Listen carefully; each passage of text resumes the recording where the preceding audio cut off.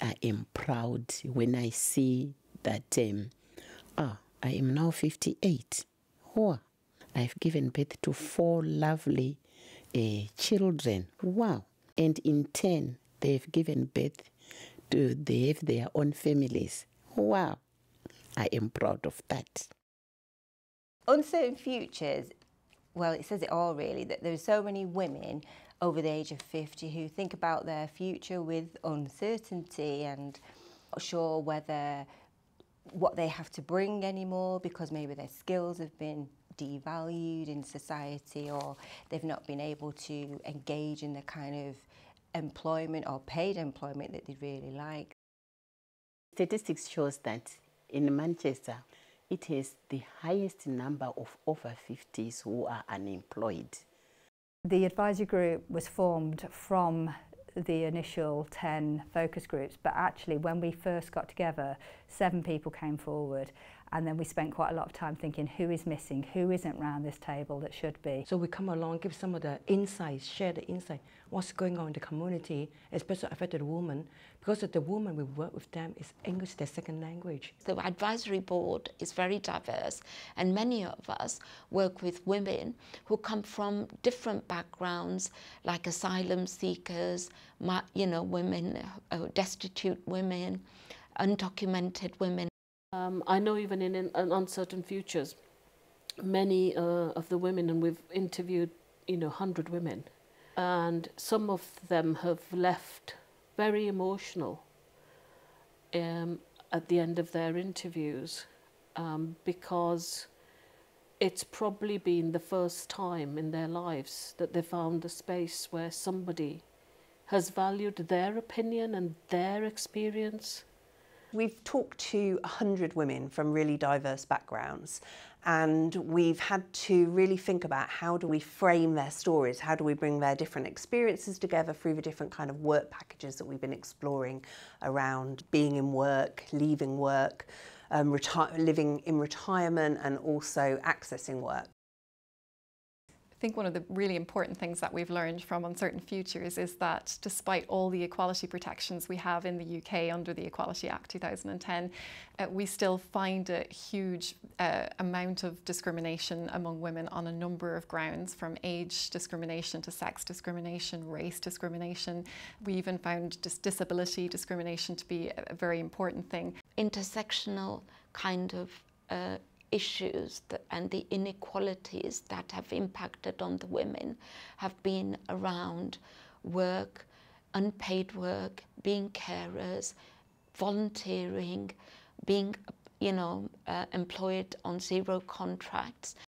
But within Uncertain Futures, whilst we debated and we were passionate, we were all very strong-minded about intersectionality, I still felt that there was that lack of depth and insight to disability. What we also found is a sort of a level of almost structural discrimination around individuals who felt that they were being pushed into volunteering roles as opportunities to get into paid work.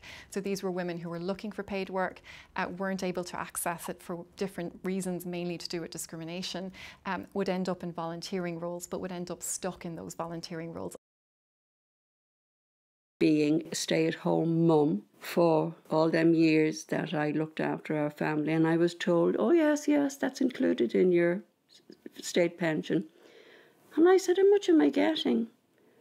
And I thought I heard him say 150, and I said, 150 a month? No, £1.50 a week.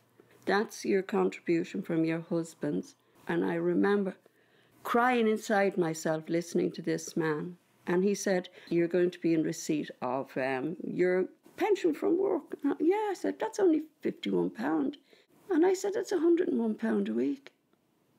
How do I live on that? He said, I don't know, my dear. We are very different in terms of our life course, the fragmented parts of our life, and of course our economic history. And that's why it's important within data that this is a woman's project. They are doing all these caring responsibilities. So when it comes to pensionable age, why is it that we are not factoring in this work which they are doing? You know, a lot of our women are doing work that is absolutely needed and it's unpaid. Through their caregiving, through childcare, through grandparent care, working as community support mechanisms, providing untold amounts of unpaid labour in volunteering roles within social care. So these are sort of like the fragmented parts of a woman's life that often men don't have, and particularly the women who were born in like the early 1950s who have been impacted by the pension inequality. You know, getting to 60, you thought you would be able to, you know, retire and start the next part of your life course, but then of course you had to, you know, work until you were 66 and now 67. For once, letting women over 50 say exactly what they're feeling, exactly what they need, and being able to take that to the people who actually make the big decisions about where funding is placed and how we design support programmes. I think feeding the voices of the women that we've heard today in this project into discussions about all aspects of Manchester city life is really important, and to try and encourage us all to think about our urban life as a diverse, mixed, complex soup. Well, the Working Skills team are committed to delivering the city's strategy, especially around a progressive and equitable city.